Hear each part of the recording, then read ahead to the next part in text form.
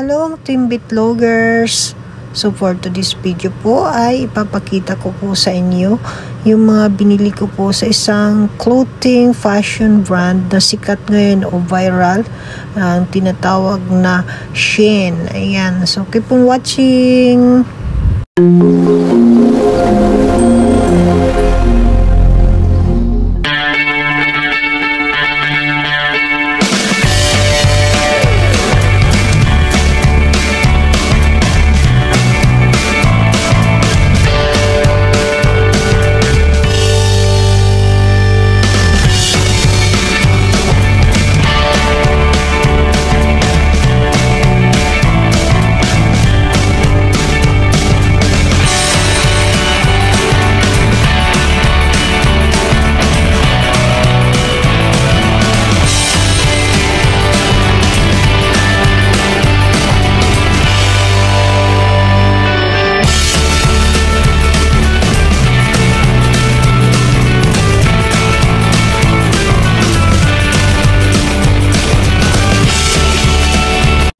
Hello again, Team Bitlogger. So ito na nga, unboxing na natin guys yung binili ko pong gamit para kay baby sa Shein.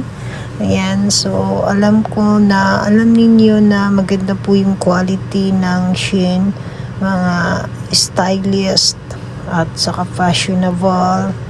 Ayan, yan ang kahit mahal siya is worth it naman, hindi naman kamahalan, so tama lang.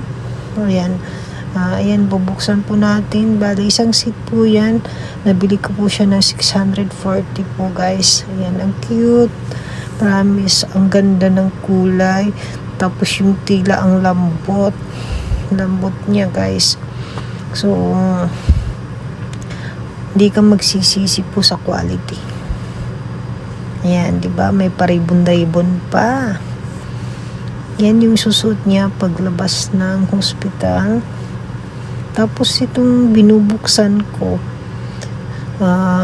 parang loaf bag bang tawag dyan. Yan, lagayan siya. Yan. Akala ko noon franila kasi hindi ko siya nabasa sa description. Tapos, ayang hawak ko na yan ay medyas po yan. So, partner po siya, isang medyas. Yan, di ba ang cute? Tapos yan, akala ko kulang yung sa gloves. Yan, sombrero. Yung gloves na yan, dalawa siya talaga, partner. Kaso naiwan doon sa isang plastic. So, akala ko kulang. Ayan naman yung bib.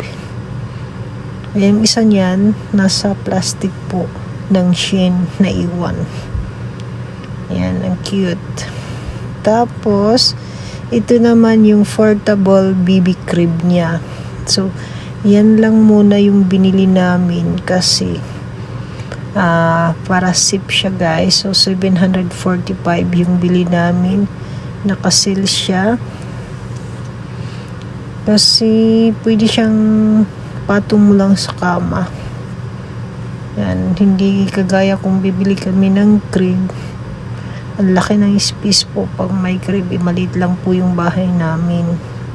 So, nag-decide kami mag-asawa, yan na lang ang bilhin.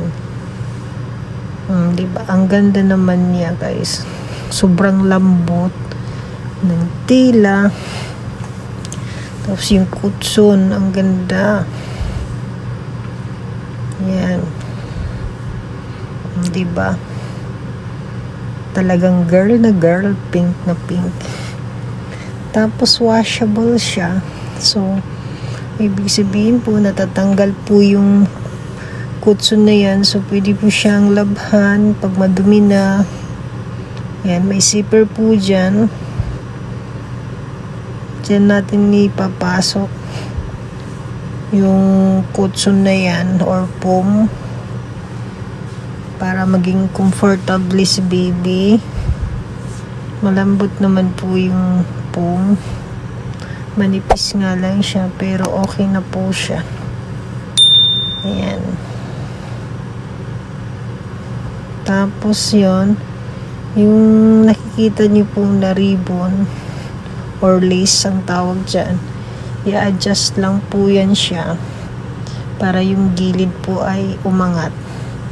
So tingnan natin, tatali po natin yan para umangat po siya. No, di ba? Tapos sa ilalim pa mayroon parang lock po yan doon. Ganyan lang po siya. So thank you for watching. So don't forget to subscribe my YouTube channel, like, comment, and share guys. And shout out po sa Japanese Print, Team Auntie Marga, Team Best Friend, at lalong-lalo na po sa Team Bitlogers. Ayan. Hello po sa inyong lahat. Love po.